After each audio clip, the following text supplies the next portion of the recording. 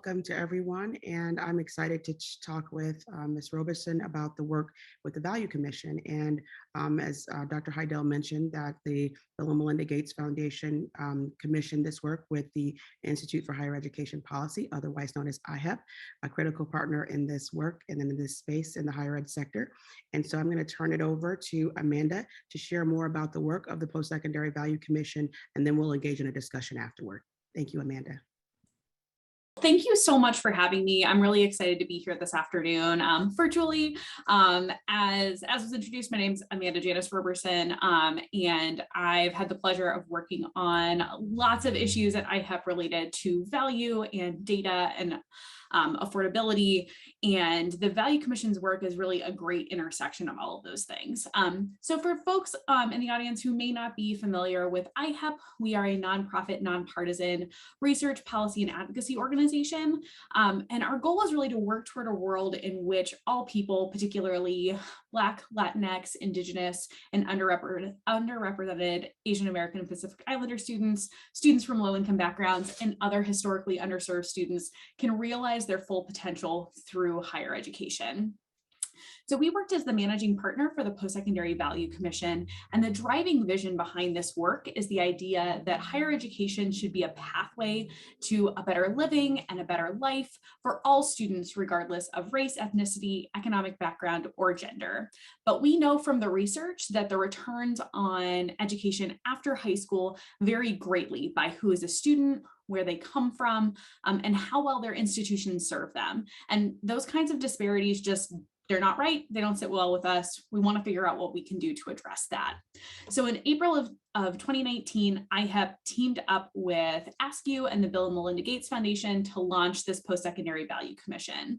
The commissioners were a diverse group of executives who represented educators, researchers, advocates, students, as well as a 35-member research task force that was also convened to really wrestle with this challenge, because it's really intersectional, it's nuanced, and there's a lot to dig into. And where we landed, the results of this commission really fall into three areas, three objectives: define, measure, and act. And so that's really going to shape how I talk about our work today. So first, big question, why value? Even before the pandemic, there were troubling trends in the data that revealed inequitable access to institutions and programs, too low of completion rates, differences in educational quality and supports, and disparities among post-college outcomes and debt load. So all combined, these trends put social and economic mobility out of reach, particularly for students of color and students from low-income backgrounds. All we saw during the pandemic really just underscored how super important it is that we prioritize this concept of equitable post-secondary value. So we're talking about post-secondary value as a movement. And so when you think about that, you're thinking about it in the context of really three waves. So there was access. It's so important to get students in the door, got to get them to college. Then there was completion, the completion movement. It wasn't enough to get them just to college, but how do we get them through college? And value is really the culmination of these two previous movements. Of it's not just enough that we get them in the door. We have to get them in the door. We have to get them into the door and through higher education. But what happens after is also really important, because we need to understand how what value students are able to derive from their post-secondary education, and what role institutions in our systems are playing in how and whether they can derive that value. So this third wave, this value movement of sorts, was kicked off through this three-pronged approach of define, measure, and act. The core work of the commission included creating a value definition and a core set of principles, a framework for conceptualizing value for students in society and aiming toward measuring, and an action agenda with recommendations for institutional leaders, policymakers, and other stakeholders. So starting with the value definition, what does value mean? It's complicated. There are lots of perspectives on it, but what captures what folks are thinking, especially now in this in the midst of pandemic world. Where we landed is that students experience post-secondary value when provided equitable access and support to complete quality, affordable credentials that offer economic mobility and prepare them to advance racial and economic justice in our society. It's a lot. This definition, though, is supported by 5 core principles with equity really at the center because it matters and it's the driver of our work. We also assert that institutions and programs matter, policy matters, public returns and investment really matter, and measuring value matters. And so this was really the North Star of our work and helped guide us as we look to create the measurement framework. And initially, I'll say that we were squarely focused on economic returns as we were thinking about conceptualizing and measuring value. But the commission really pushed the foundation to broaden the scope to both economic and non-economic returns, thinking about not just value to the individual, but value to society. And we hope that that's reflected in the definition, the principles, and here in the framework. It's also reflected in the series of foundational papers that we released earlier this month on topics ranging from the role of post-secondary education in promoting economic freedom and independence to its role in promoting justice. So you can see this holistic perspective in the framework design here to include things like student well-being, student learning outcomes, as well as societal returns like increased civic engagement, public revenues, and cultural vitality. In particular, this work expanded to include racial and economic justice, given the Commission's acknowledgement that post-secondary education has a clear role to play in dismantling systemic racism and classism. So given that equity is really at the core of the value framework, all of the measurements that I'm going to talk about today, and I'll say that the majority of my presentation today really focuses on that measure space because it's complicated, but it's really interesting, and I think provides a lot of opportunity for us to push this work forward. So all of these measurements rely on disaggregating data by race and ethnicity, income status, and gender in order to uncover those inequities in post-secondary value and ultimately point the way toward remedying those inequities. Data are an important flashlight to illuminate where our systems are falling short and to help us think about ways that we can close those gaps and ensure equitable value, equitable access, equitable completion for our students.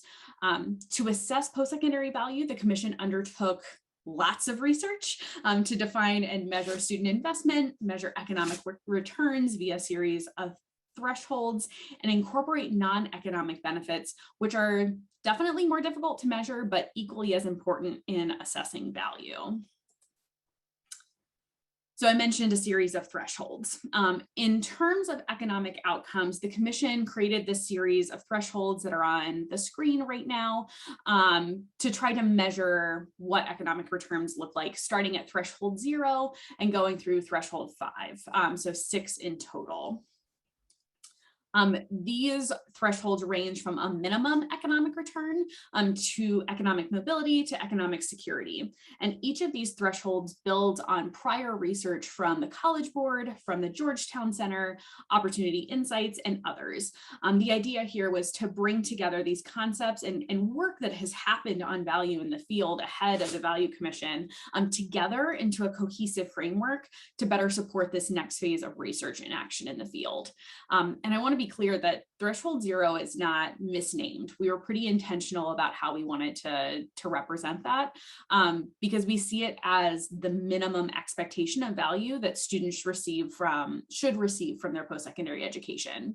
It measures whether students earn at least as much as a high school graduate plus enough to recoup their investment over 10 years. So really gets to that return on investment. I will say as a sidebar that given the current state of data, we can't currently measure economic security or wealth parity very well or at the institution level, to be sure. But given what the Commission learned through our research about racial wealth disparities and the role that student debt can play in exacerbating them, it's really important to signal that post-secondary education has a really clear role to play to put students on a path toward economic security. And as part of, I'll get to our action agenda, but as part of that, what can we do to improve the state of data in our systems nationally at the state level, so that we can start trying to measure this? And this really feeds into our next round of work. And I could talk about trying to improve data all day, my favorite topic. So I'm going to be throwing a lot of information at you today because I want to run down how we got to these key findings. But if you remember one slide today, it should be this one. These are the 5 key findings from our work that are helping to guide our way moving forward. To get to these findings, we tested the framework with data from the college scorecard and data analyses from the University of Texas system through our partnership we had with them. They were very generous in their data, and they really helped us be able to better see what could be done with better data, which you'll be able to get a glimpse of in a moment. But the 5 key findings that most post-secondary institutions offer at least a minimum economic return on their investment, although the outcomes do vary across sectors and institutions. Racial, socioeconomic, and gender earning gaps exist, persist, and also vary by field. We have to pay attention to low-wage, high social value majors and programs because they can provide value and mobility, and they're absolutely vital to society. Completion is key. I said that was sort of the second wave, but it's still very embedded and very important in our understanding of value and students' ability to reap value from their education. And then finally, that institutions can deliver equitable value for students by focusing on some of these key aspects. So like I mentioned, outcomes can vary across sectors and institutions. When we tested this with the college scorecard data, what we find is that most public and private nonprofit institutions do provide at least a minimum economic return for students within 10 years of entry as measured through threshold 0. The majority of for-profits for which we had sufficient data to analyze fail to reach this bare minimum benchmark. However, we also see that in almost every sector, median student earnings fall below median AA or BA earnings after 10 years after initial enrollment.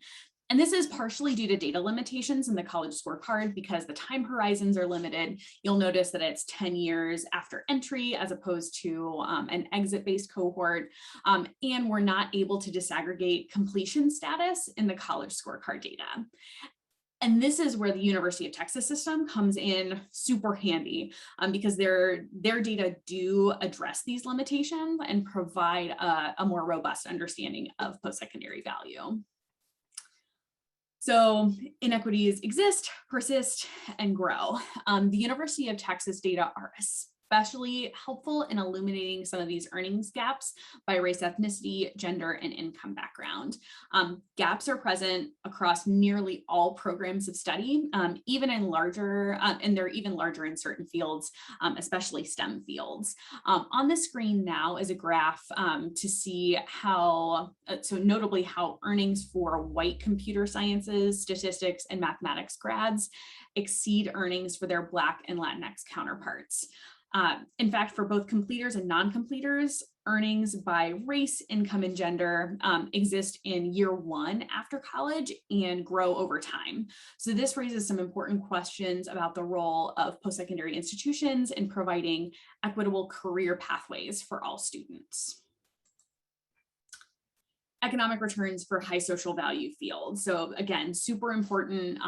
These majors and programs play a really key role in keeping us going as a society. And we want to avoid devaluing fields of study that prepare students for high social value professions that often have lower median earnings, like education, which is shown here. The University of Texas system analysis demonstrates that such majors can provide most graduates with economic value and mobility while meeting these vital social needs. And while students who enter socially valuable careers may expect to earn lower wages than perhaps some STEM fields, institutions still should offer them at least a minimum level of economic return, if not some degree of economic mobility.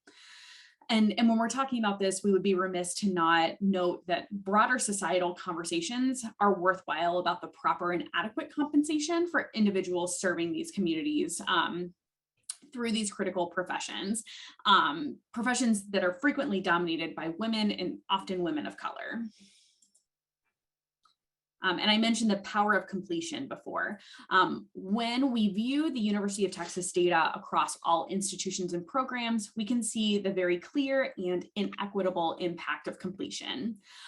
As you can see, and I know that there's a lot on these graphs and that the text is a little bit small, but completion matters immensely, particularly for Black and Latinx students in terms of their economic outcomes. For example, Black and Latinx completers in the University of Texas system earn 59% and 81% more than their respective peers who don't complete, reaffirming that the goal of the completion movement to narrow inequities it's super, super important. White students, however, are more insulated from non-completion since they receive higher earnings regardless of whether they complete. So for example, after 15 years, white non-completers earn nearly as much as Latinx completers in the UT system.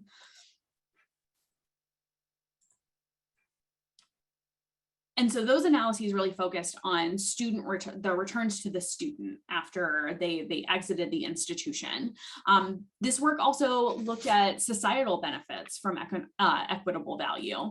The economic returns for individual students also translate to these substantial economic returns to society. Georgetown University modeled what would happen if low-income adults and adults of color attained post-secondary credentials at the same rate as higher income adults and whites, and found that approximately 30 million more people would hold associate's degrees or higher. If attainment gaps by race and ethnicity were closed, society would see a $956 billion economic benefit through increased tax revenues and GDP and decreased expenditures on public assistance, public health, and criminal justice programs. Eliminating the need for low-income students to borrow for college would generate $222 billion in public returns. So that's a lot. That's a lot of potential that the inequities that are persisting in our system are stopping us from being able to realize. And I also mentioned non-economic benefits before. The framework acknowledges that there are clear non-economic benefits to post-secondary education, both because economic and non-economic returns are pretty closely intertwined, what we've seen in the research, and because there's an intrinsic value in some of these non-economic benefits, like a strong sense of well-being and purpose. So in other words, people go to college to get a better living and a better life, and the framework really tries to encapsulate that. We also commissioned research on a series of topics that were part of both of our May research release and the research release that happened earlier this month, including well-being, learning outcomes, skills, and justice. And so all of those are available on the postssecondaryvalue.org website. So I spent a lot of time talking about the measure part of the three prongs. So finally, we're going to get into the act. So leaning on what we learned from this research agenda and our work in the policy and advocacy space, we designed an action agenda aimed at federal policymakers, state policymakers, institution leaders, and also offered some questions for students and families on issues related to access, affordability, completion, data, and justice. There was a lot of research that came out as part of this project. One of my colleagues had like the precise number of pages that came out, and it was a little mind-boggling. But despite the volume, this work was really intended and designed for action, not to sit on a shelf, not to gather dust. We want folks to use what we've spent the last 2 years really digging into. And so for that reason, the action agenda includes pretty specific recommendations of kinds of levers that in each of these categories, each of these audiences could pull to try to increase the level of value afforded to students. So I recognize that I've been talking a lot. I've seen some questions come in the chat. I'm excited for this to be more of a discussion, but want to give you a little insight into what's next. We are releasing an interactive data tool next week. This tool utilizes data from the college scorecard, so albeit imperfect data, not fully complete data, but the best available data that we have to be able to test out the framework and show how institutions are serving students and providing value. The primary audience, in part because this is it's incredibly nuanced, incredibly complex. Our primary audience for this are decision makers at institutions and in the federal and state governments.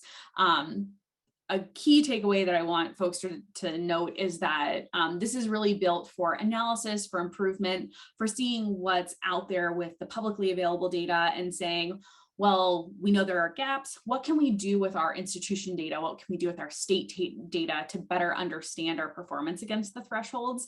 And this is in no way intended or designed to be used in any kind of ranking system. This is really about improvement and not penalizing institutions. We want to move this conversation forward. In terms of next steps beyond the tool, we're going to be launching a value data collaborative that brings together more systems to do the kinds of analyses that the University of Texas system did to better interrogate their data. We know that the University of Texas system has a lot of capacity, a lot of interest. If you haven't seen their CQT tool, it's fabulous. And we've seen the power and the interest that that's generated and want to see that in other states, other systems, other institutions. So we're going to be working toward making a space for bringing folks together to do more digging into their data. It will also have a community of practice component, which I'm super excited about, so we can do some co-learning. I like convening people, so I'm super excited about that. And really all of this is building toward this equitable value movement. There's a big tent of players who can help shape the narrative for what the higher education system could look like. And we've got a lot of work to do, but there's also a lot of passion and a lot of interest in moving this conversation forward. And so that really brings us full circle. The goal of this work is to spark change so that post-secondary education can fulfill this promise for a better living and a better life for students, regardless of their race or background or circumstance. So it's been really exciting to be a part of. Like I said, I was so happy to be part of this today. And I look forward to hearing what questions folks have.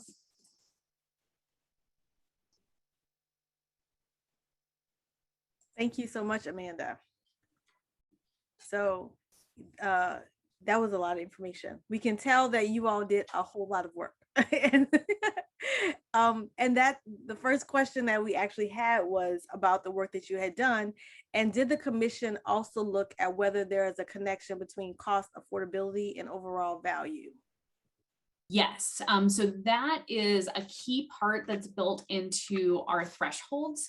So like I mentioned, threshold 0 includes the cost to students. So it's creating essentially an ROI calculation because we know affordability is absolutely key. We've focused most of our research on front end solutions as opposed to looking at student debt, those types of things. How can we ensure that on the front end, college and post-secondary education is affordable for students so that there aren't any initial financial obstacles? And so that was a really key part of our work and our thinking as we went into crafting this measurement framework. So we know that in the current political and social climate, states are wrestling with extremely difficult scenarios as it relates to the value of post-secondary education.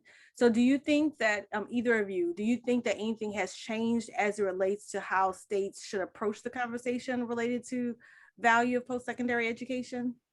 I think that one of the things that I've seen over the years is that you have to really approach value and ROI with different communities differently, right? So there are some who intrinsically believe that everyone should be able to obtain a higher education and that education is the great equalizer, which I'm glad that this Value Commission report disabused us of that notion that education is the great equalizer, because it is not. We have the data to show that now.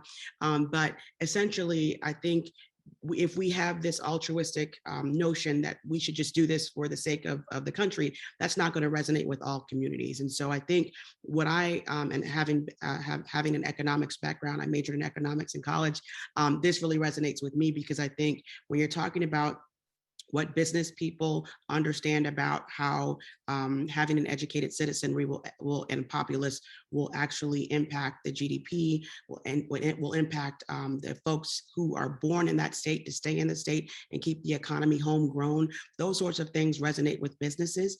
And so I think that continuing to have conversations that drive the economic value to the public, we know that there's a private benefit and a public good associated with higher education.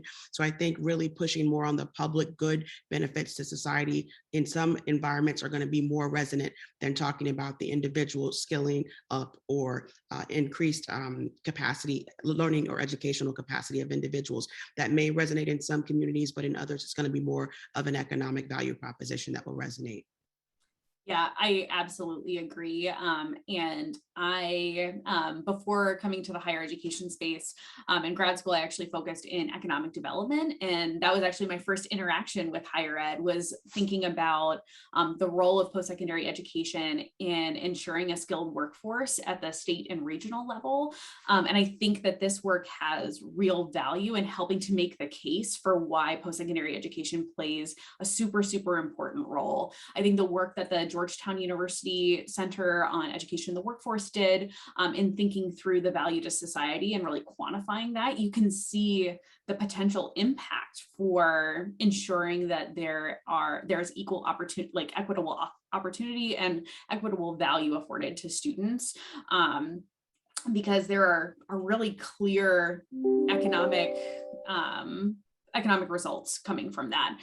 I think it would be really interesting to see that analysis replicated at the state or regional level to make more tangible what that impact could be, because I do think that could resonate really strongly in some audiences. And I think particularly at the state level, as we're looking at tightened budgets, where we know higher education tends to be, funding for higher ed tends to be on the chopping block in times of economic distress.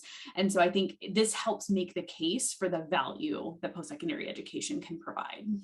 I was just going to add that I also think it's possible, if we were talking about the action agenda, if we think about federal and state financial aid policy, I'm hopeful that these reports will actually help to inform what happens at the federal and state financial aid levels, because I think financial aid has not necessarily taken into consideration the indicators that were included in these research studies associated with the Value Commission's work. And so if we were to contemplate it in that way, I think it would have tremendous changes on the inputs to financial aid determinations and EFC and that sort of thing, but also on the back end, we're talking now about student loan forgiveness as well as student loan repayment. We're talking about income contingent repayment, that sort of thing. What happens in terms of whether you're at threshold 0 or threshold 3 should actually change your ability to pay back your student loan. And so I think these data are important, have important policy implications and drivers. And the last thing I'll say is that, one thing that which I hope a next study will come through on this, is also just the sort of the uncaptured sort of, they call it the Black or brown tax that happens around Black and brown people who also take on additional burdens for family members as they are navigating their economic situation. So we're talking about wealth and in earnings, a lot of times it's distributed over multiple people because that income and wealth is shared. And so even when we're talking about wealth parity, which I think was threshold 5, what that looks like in a Black or brown community may be different than a white context. And so thinking about how communal environments distribute wealth differently, I think is the next threshold of this conversation. I absolutely agree, and I would love to see that research happen, because I think it's a really important component of how value is realized by communities. And I just want the data to be able to do it well, and to be able to do it in general. So super excited to continue that conversation. And I think that that would be a really important part of next steps for this work. Thank you. And so we have another question. How does value relate to financial input for colleges and universities when we know that community colleges receive the least funding per FTE when dealing with students who require high levels of support? Yeah, that is a great question, and something that we continue to grapple with. I'm thinking about it in the context of this interactive data tool that we're working on. We included some contextual data. The expenditures per student is one of the contextual factors that we included, because that really matters. The action agenda seeks to address that and recognize that. So for instance, on the affordability set of levers for state policymakers, we included a note to increase that one of the levers that state policymakers can use is increasing appropriations to public institutions that serve large shares of Black, Latinx, Indigenous, and AAPI students and students from low-income backgrounds, including MSIs and community college, because that would help remedy decades of insufficient and inequitable funding. Like that's clearly an issue, and something that we can address in policy.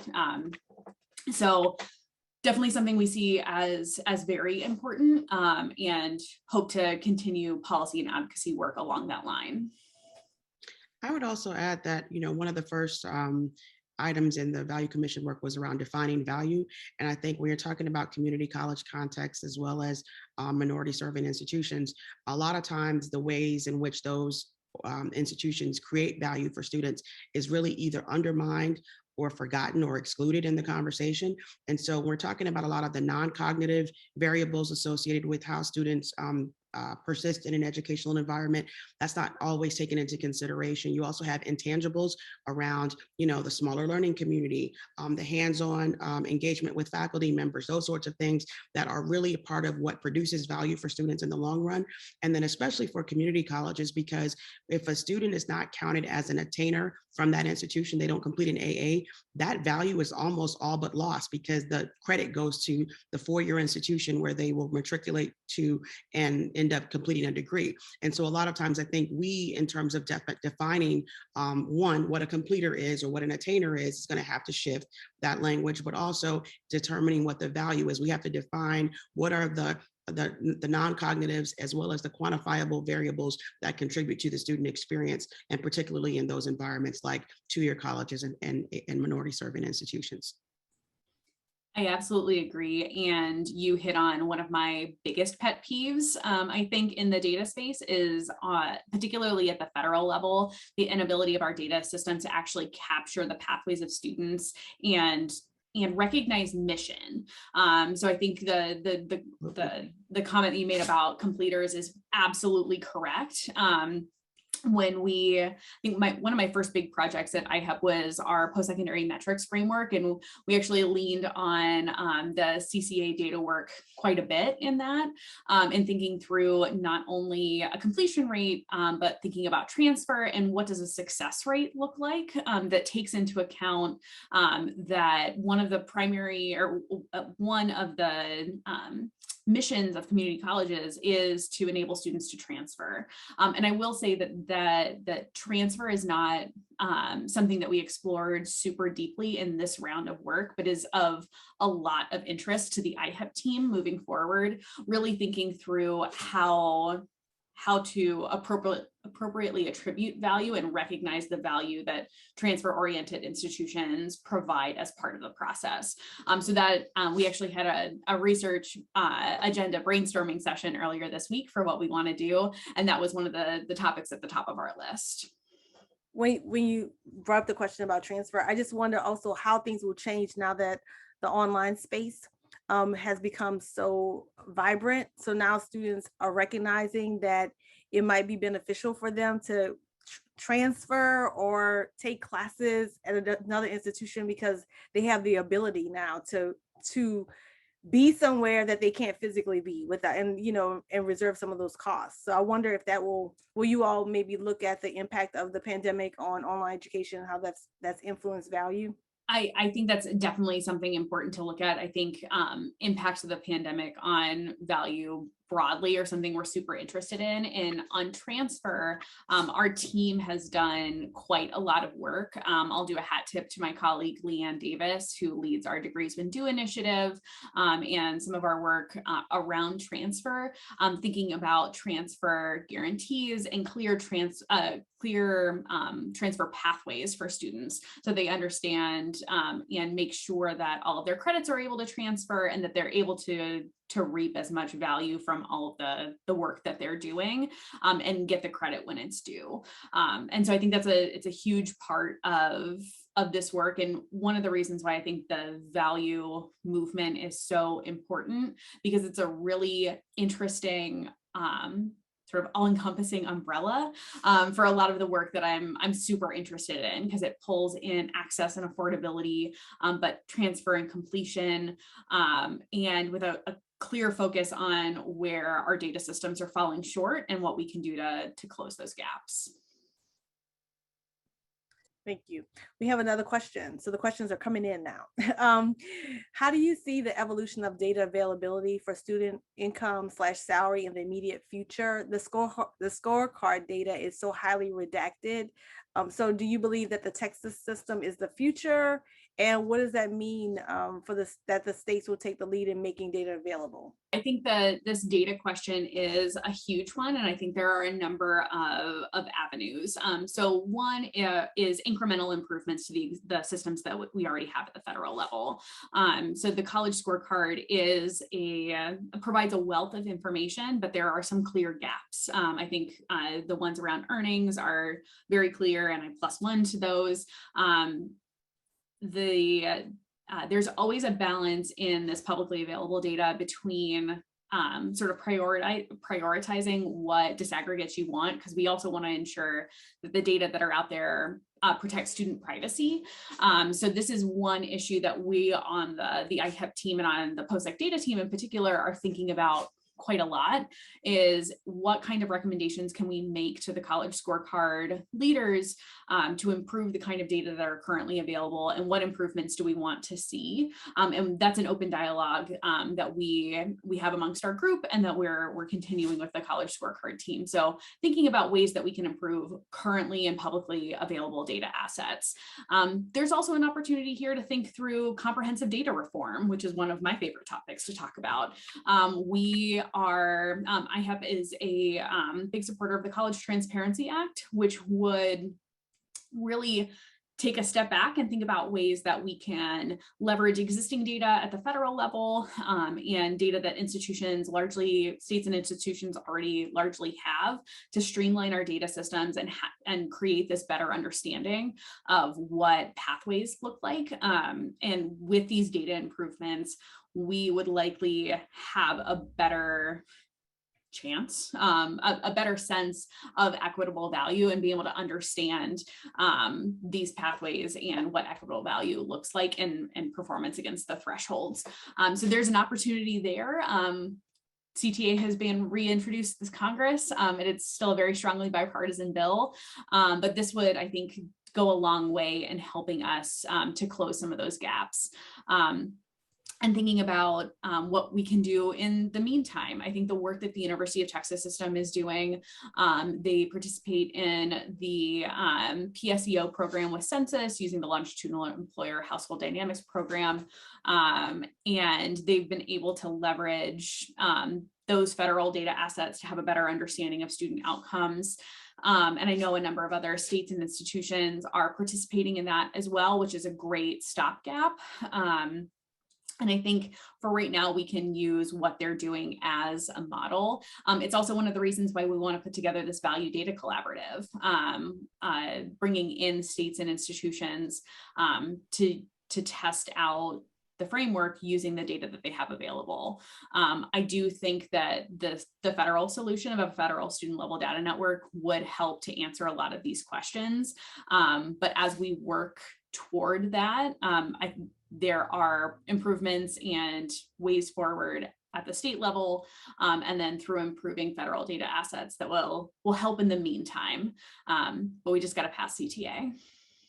Yeah, I agree. And I think, if we combine, if we're thinking about like NSLDS, the National Student Loan Data System, iPads, all of these disparate systems that we have that really should be talking better to one another and have more leading indicators than just lagging, that's going to help as well. I'm a big proponent of longitudinal data systems in states that are doing it well, like Texas, but also Florida and Tennessee that have actually connected K-12, post-secondary, and the employment sector. I think looking at these exemplars across the nation and trying to replicate and scale that nationally is going to be a good best practice rather than reinventing the wheel. And I think at the end of the day, we know the great work that the Georgetown Center for Education and the Workforce has done with the census data is going to be important. So if we can find more ways to connect all of these different data points, and as Amanda said, to improve upon those that are producing great information, but not necessarily doing so in a way that connects and talks to one another, I think we'll be in a better stead as a nation and as well as individual states. And if this conversation is of interest to you, this is essentially the primary goal of the Post-Secondary Data Collaborative that IHEP manages, and that is very close to my heart. So if that's something you want to get more involved in, feel free to reach out.